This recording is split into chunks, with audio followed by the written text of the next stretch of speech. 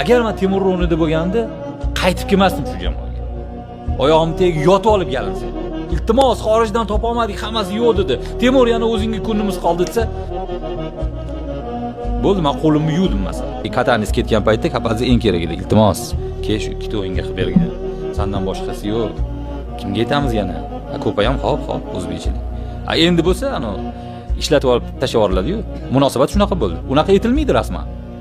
Ertaga unga cho'pon kiydirib, rahmat deb zarbof futbollar bilan chiroyli kuzatamiz masalan, deylik.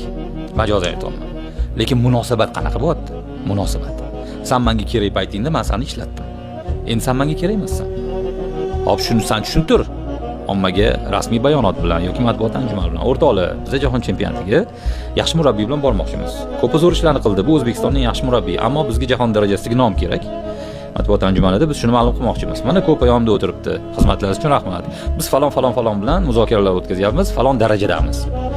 Bu boshqa narsa.